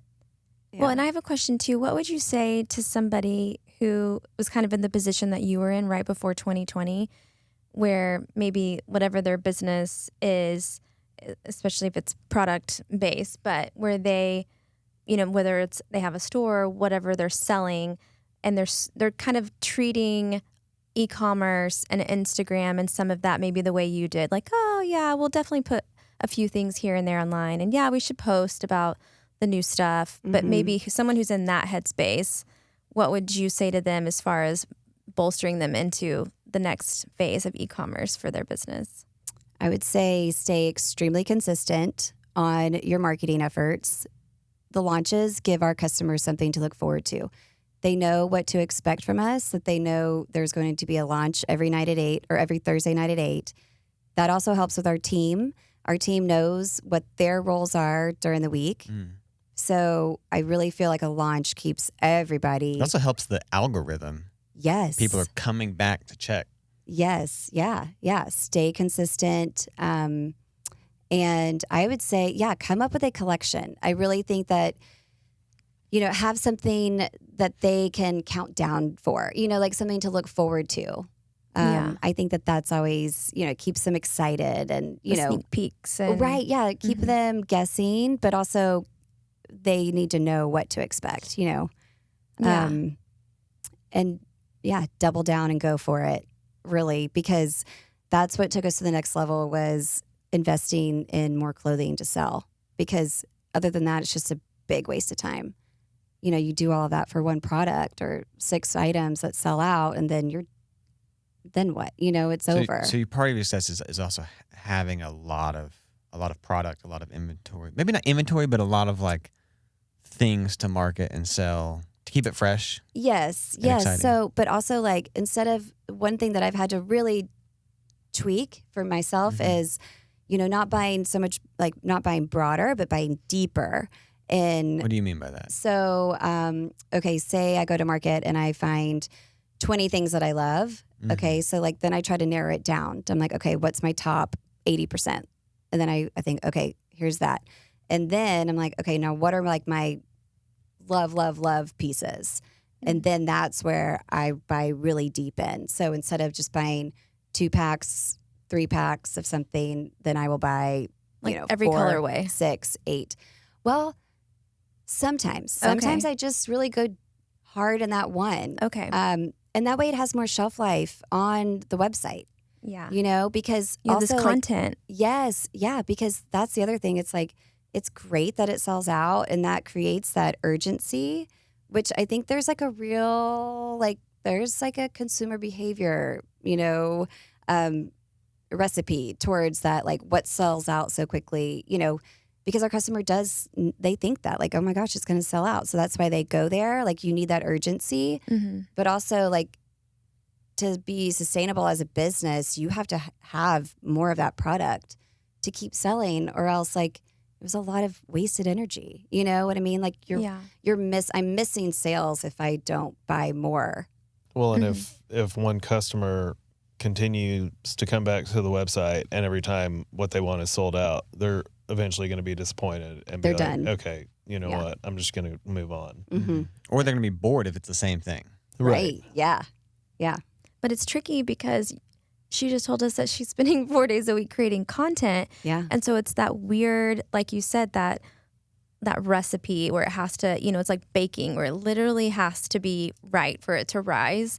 And for you, I feel like you're probably always having to figure out that, okay, the ROI on my time of I just shot this beautiful blazer right. for however long, but I only have this many. But if they sell out too fast, then now I have this content that I spent all this time creating that sort of expires. Yeah. But if I buy too much, then you have warehouse sales. Yeah.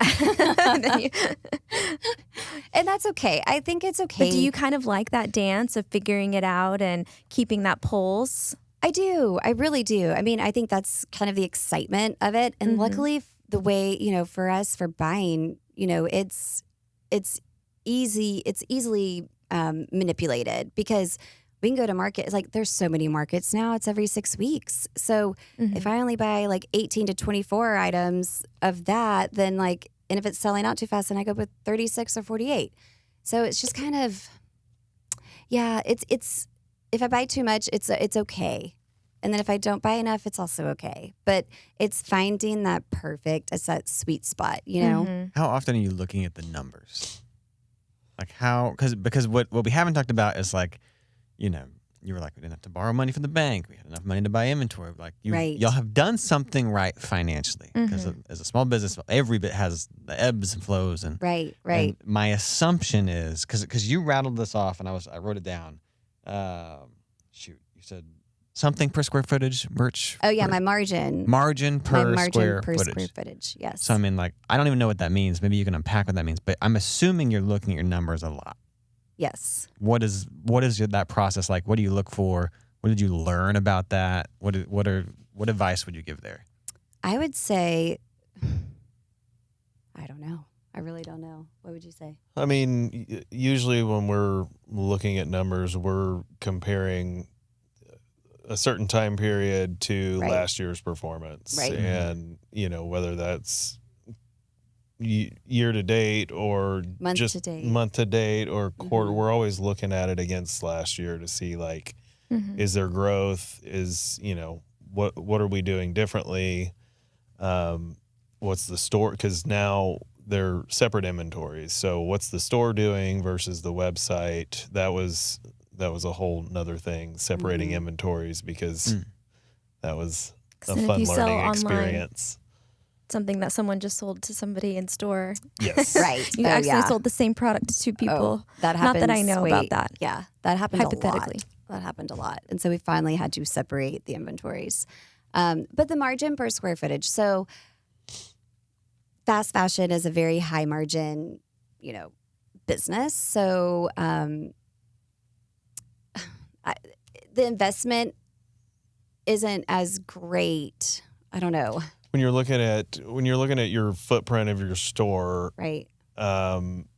If you're buying bulky items that take up a lot of space, couch, yes, but may have a smaller margin where you could fill that space with dresses that are a higher margin. That's kind of what you're. So okay, like cocktail napkins for an example. Okay, like cocktail napkins take up a ton of space. They do, and really, yeah.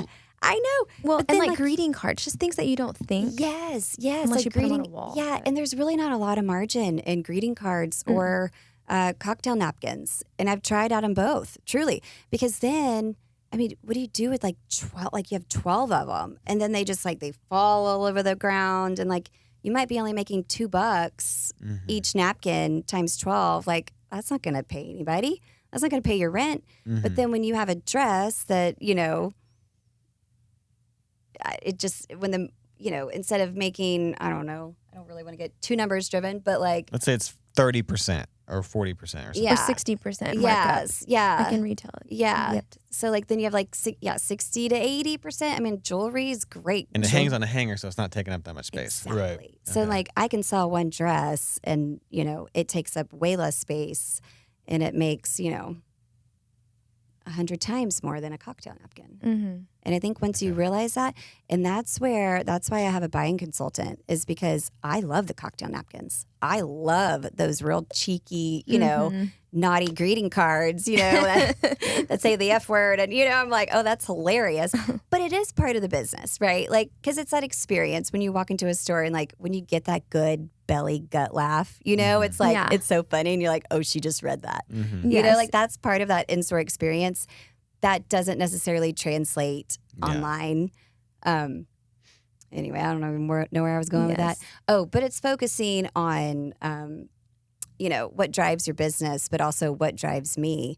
And driving me is going to market, is going to the gift boutiques or the gift shows and seeing the new product and the Christmas ornaments and those Kind of sounds things. like that's your favorite thing, It is. the buying and the curating and the searching. It's sort of sounds like that. That's what you light up about them, and you also seem like you're very like science. You have it down to a art and a science. Yes. What is next for you guys? Like, is it just we're just growing the brand? Like, is there a next, or what's sort of on the horizon? Or is Hill it just House we're Men's just Store. Nah? Are you serious? We would love to. I no, it's love not. it. Come on, dude. We You got anybody that can work it?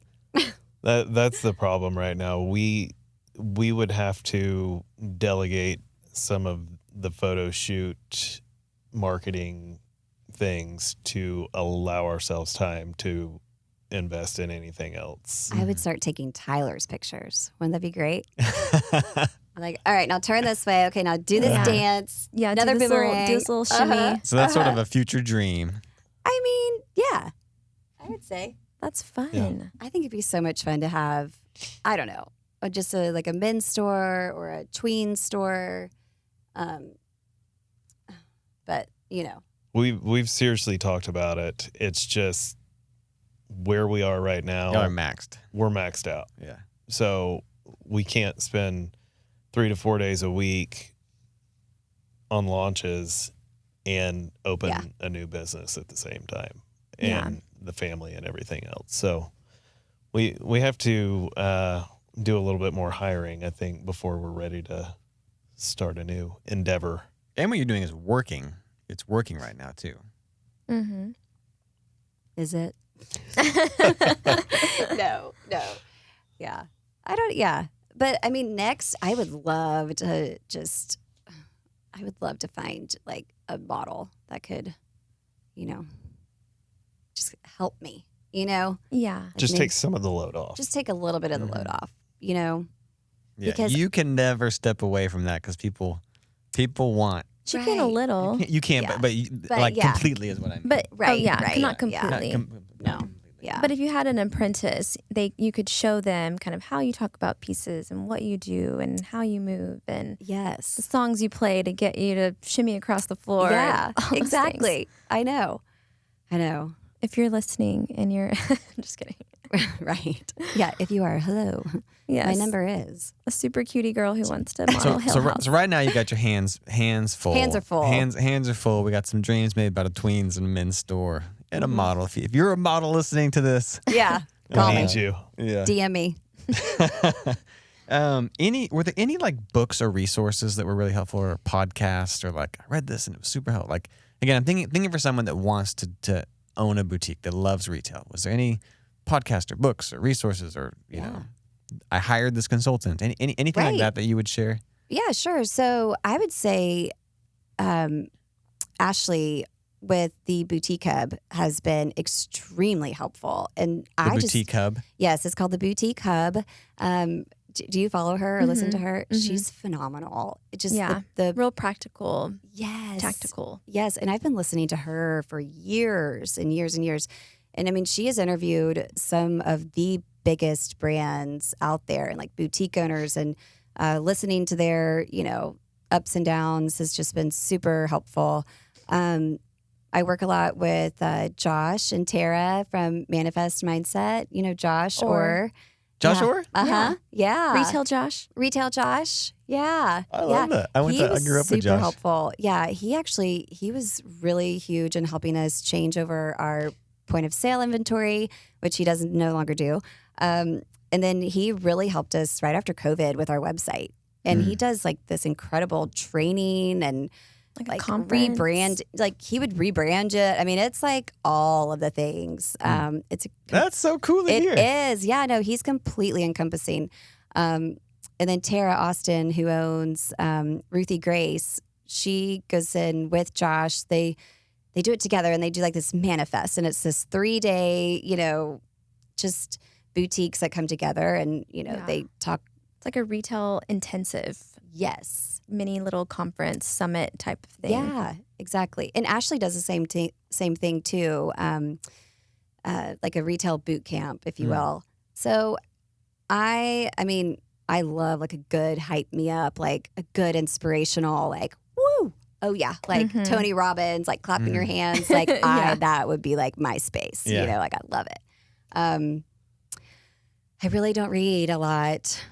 Like, if you can't tell, I'm like, oh, I didn't know that word. Oh, nope, not me. Like, but that's funny because we went to a book club thing together. Oh yeah, and she had to bring a book, and she was like, "I heard it's amazing. I heard it's great." Yeah, I know. I love it. Oh, that's awesome. Mel, do you have any questions? I've kind of been. I'm like, she doesn't have time to read books. She's shooting content all day. Yeah, you're up till midnight. I got an email from you last night at like 12:30. I know. I was like, here's my bio. I was asleep 4 hours before that. I know. I know. We're just it's crazy town. Well, it is super impressive. It's been really fun to watch from like the tiny little store on Montgomery to where it is today. I'm going to wrap it up just with a couple like rapid questions. Okay. Fire round. Fire round. All right, here we go. And you can jump in if you have any. Favorite place to shop other than Hale House? First thing that comes to mind, Neiman Marcus. Neiman Marcus. Okay. Favorite boutique other than Hale House? Like, doesn't have to be in Fort Worth. Like your favorite boutique you've ever been in. Cotton Island and Vintage Charm. Where's Vintage Charm? In Chicago. Oh, and that's where you worked? Yes. Okay, so you worked your two favorite. Yes. Yeah. Two favorite spots. Favorite date night restaurant. I can tell you like favorite after party. Okay. Give us that. White Elephant. Yeah.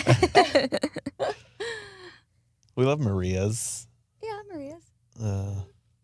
I don't know. We don't get it. We've been there Jamie. once, and he's like, it's our favorite. I love Maria's. Joe T's. We love Joe T's. We love Joe T's. We don't really go. We don't get out much. We don't get out much Yeah. on a ton of date nights. It's usually like if we're getting a sitter, it's because we have an event or,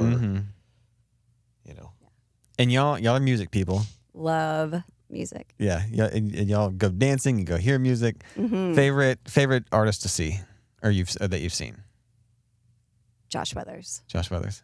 We love He's Josh. been on the podcast. We love him. I love Josh Weathers. Like we were actually listening to him when we woke up this morning. I was like, all right, we got to get some life in this house. Like we were going to meet the pole, at school today, and I was like, all right, we got to get some, we just turn on Josh and ready to rock.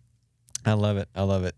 Well, guys, y'all are awesome. Thanks for being on here, Tyler. I'm glad you joined us. Yes. Thanks Oh my for gosh. allowing me to join. Oh my gosh. Yeah. Well, it's fun. I mean, just the brand you have built and the way that you've done it is really cool. It's inspirational. It's neat. And it's working. Like even dropping off the kids at school, I'll hear like moms talking about, did you see the outfit that came out? Gosh. Like when you hear the No word. way. You're making that up. You're Oh, making that for up. sure. That's so For kind. sure. Well, thank y'all for having us. Truly, y'all are just the A team. Are you kidding? Well, we love you guys, and I love hearing the backstory. And I'm glad that Tyler is here because I think it's cool.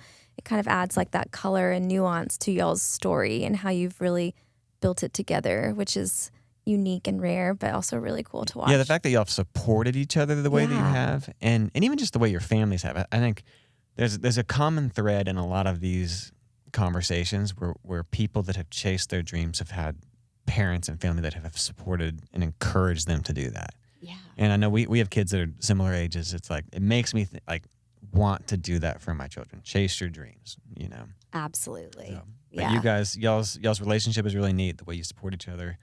Thank you. I couldn't do it without Tyler. Awesome. Same. Ever. All right. Well, thanks, guys. That's a wrap. Thank you. Thank you. Thank you. Congratulations, you made it all the way to the end. Thank you so much for listening to this week's episode of Stories with Soul. If you enjoyed the interview and like what you heard, please help us out and share, subscribe, and like anywhere you listen to podcasts. When you share and subscribe, it is insanely helpful and allows us to keep producing new episodes. You can always join us directly in the studio by watching the video version on our website, 6thAveStorytelling.com. Stories with Soul is brought to you by 6th Ave Storytelling, an organic marketing company building standout brands on the foundation of story. You're obsessed with your business, and we want to make the world obsessed with it too. Thanks for listening.